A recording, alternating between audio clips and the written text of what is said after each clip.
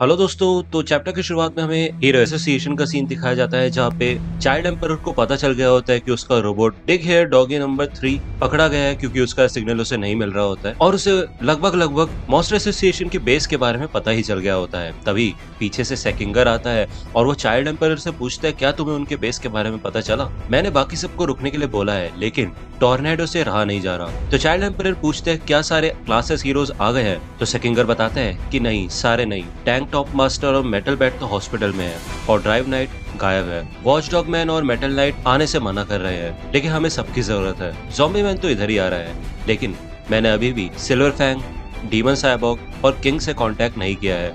लेकिन मैंने सोचा है कि मैं उन्हें भी टीम में इंक्लूड करूंगा क्योंकि क्लास एस हीरोज की इस ऑपरेशन में सबसे ज्यादा जरूरत है। तो यहाँ पे चाइल्ड एम्परर सेकिंगर को रोक देता है और वो कहता है कि शायद हमको डीमन साइबॉर्ग को नहीं बुलाना चाहिए क्योंकि वो सिटी जेड के गोस्ट टाउन में ही रहता है, वहीं पे जहाँ पे मॉन्स्टर एसोसिएशन की छुपने की जगह है और तो और हमें उसकी बर्थ प्लेस भी नहीं पता है। तो मैंने लगता है काफी अजीब है। तो सेकिंगर कहता है कि कई हीरोज ऐसे होते हैं जिनके बैकग्राउंड्स और सीक्रेट्स के बारे में हमें नहीं पता होता, तो एकदम से तुम ऐसा क्यों बोल रहे हो? तो चाइल्ड एम्परर बताता है हमें अभी भी अपने दुश्मनों के बारे में बहुत चीजें नहीं पता है, जैसे कि वो कितने हैं और कितने ताकतवर हैं। अगर हमारी टीम में कोई धोखेबाज है तो वो हमारे दुश्मनों को हमारे अटैक करने का टाइम बता देंगे जिससे कि हमें भारी नुकसान हो सकता है। जेनोस नया है और उसका इतना रिकॉर्ड भी नहीं है कि वो अपने आप को वफादार साबित कर पाए। तभी उसको मेटल नाइट की कही बात याद आती है जब वो चाइल्ड एम्पर को कहता है कि किसी पे भरोसा मत करना। तो सेकिंगर कहता है कि अगर ऐसा ही है तो तुम उससे सामने से जाके बात क्यों नहीं कर लेते? तो चाइल्ड एम्पर मना करता है और कहता है बस हम उसको ऑपरेशन में इंक्लूड नहीं करेंगे क्योंकि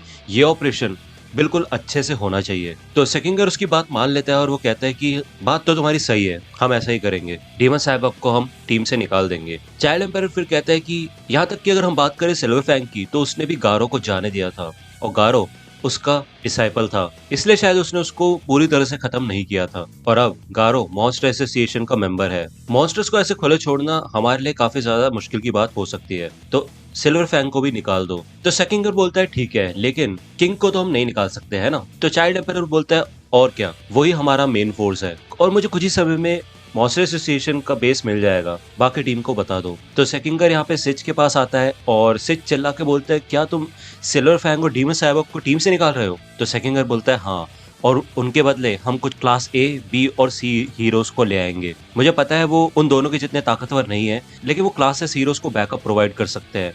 तो सिच बोलता है ऐसा बिहेव मत करो कि उनकी जिंदगी फालतू है, वो मर सकते हैं। तो सेकिंगर बोलता है कि मुझे पता है लेकिन उन्होंने ही प्रोफेशनल हीरो बनने का फैसला लिया था है ना, और वैसे भी यहाँ पे एक हॉस्टेज की जिंदगी दाव पे लगी है तो कुछ लोगों की मरने की संभावना तो है ही। तो सिच सेकिंगर से पूछता है तुमने कभी सोचा है कि आगे क्या होगा अगर हमारे हीरोज मर जाते हैं या फिर जख्मी हो जाते हैं? तो इससे हमारे हीरोज कम हो जाएंगे। तो सेकिंगर बोलता है अरे हाँ, मैं भूल गया था कि तुम शिबाबा की प्रोफेसी को भी ध्यान में रख के चल रहे हो। मैं समझ सकता हूँ तुम क्या कह रहे हो। भविष्यवाणी के हिसाब से अगर इसके बाद और भी कोई बड़ा खतरा आता है तो तुम उसके लिए भी तैयार रहना चाहते हो है ना? लेकिन मैं चीजों को अलग तरीके से देखता हूँ। शायद भविष्यवाणी मॉन्स्टर एसोसिएशन से ही जुड़ी हुई थी। अगर हमने उनको जाने दिया तो बाद में वो पूरे इंसानियत को मिटा सकते हैं। तो इसलिए मेरे हिसाब से यही सबसे जरूरी समय है हीरो एसोसिएशन के लिए। अगर एक बार हम इसे जीत जाएंगे तो हमें किसी भी भविष्यवाणी से डरने की जरूरत नहीं पड़ेगी। और वैसे भी मैं तो टीम लीडर हूँ, इसलिए मैं आपको भी मना करता हूँ कि सिल्वर फैंग और बाकी सबको कांटेक्ट ना करें। तब यहाँ पे हमें साइटामा के अपार्टमेंट का सीन दिखाया जाता है और यहाँ पे हॉटपॉट बन चुका होता है और ये सब बैठ के उसे बस देख रहे होते हैं। साइटामा बोलता है ये रेडी हो चुका है और वो अपनी चॉपस्टिक्स आगे लाता है लेकिन उससे पहले ही बाकी सब हॉटपॉट पे अटैक कर देते हैं और किंग तो बेचारा पीछे ही गिर जाता है। इनके चॉपस्टिक में कुछ नहीं आता है, ये बस उस खाने को उछाल देते हैं। तो यहाँ पे ब्लिजर्ड को मीट दिखाई देता है, वो उसको पकड़ने की कोशिश करती है लेकिन जेनोस पहले ही उस मीट के पीस को पकड़ लेता है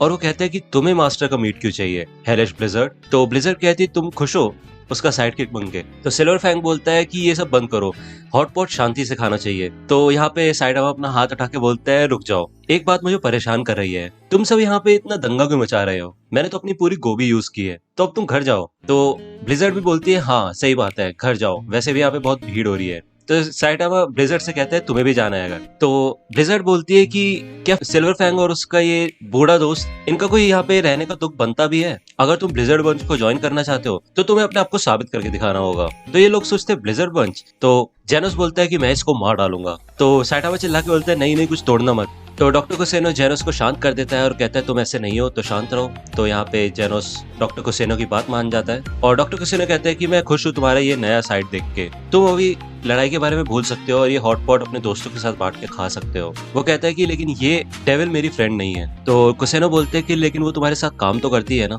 तो जेनोस बोलता है हाँ लेकिन ये एक अलग ही बात है। तो डॉक्टर कुसेनो बोलते हैं कि उसने कभी भी आज तक मेरी बात को टाला नहीं था और ये भी उसकी एक नई साइड है। तो यहाँ पे ब्लिजर्ड कुसेनो से बोलती है कि आपका नाम कुसेनो है ना, आपने काफी मेहनत की होगी डीमन साइबोर्ग के वेपन को बनाने में, तो शायद मैं आपको ब्लिजर्ड बंच में वेपन डिपार्टमेंट में नौकरी दे सकती हूँ। तो फिर से जेनोस को गुस्सा आता है और वो उठ के जाने लगता है, लेकिन कुसेनो उसे रोक लेता है। तो सिल्वर फैंग साइटामा से पूछते हैं कि प्यूपिल्स को ट्रेन करने के लिए तुम्हारी फिलोसफी क्या है। तो साइटामा बोलते हैं कि फिलोसफी, मेरे पास कोई फिलोसफी नहीं है, देखो ना सारी जगह मीट फैल गया। तो सिल्वर फैंग गारो के बारे में यहाँ पे साइटामा से बात करता है कि मेरे से क्या गलती हो गई जो गारो ऐसा हो गया, और उसने सिर्फ ताकत पे ही पूरा ध्यान लगाया। तो साइटामा बोलते हैं ये तो उस इंसान पे डिपेंड करता है। तो जेनस बोलता है कि बैंग, जब भी मास्टर खा रहे हो तो उनसे लंबी लंबी बातें करना अवॉइड करो। तो यहाँ पे खाना वाना खाने लग जाते हैं और साइटामा कुसेनो से पूछते हैं क्या तुम अगली बार भी मीट लेके आओगे। तो यहाँ पे ये रैंडम बातें ही करने लग जाते हैं और यहाँ पे फिर से साइटामा इन सबको जाने के लिए कहता है और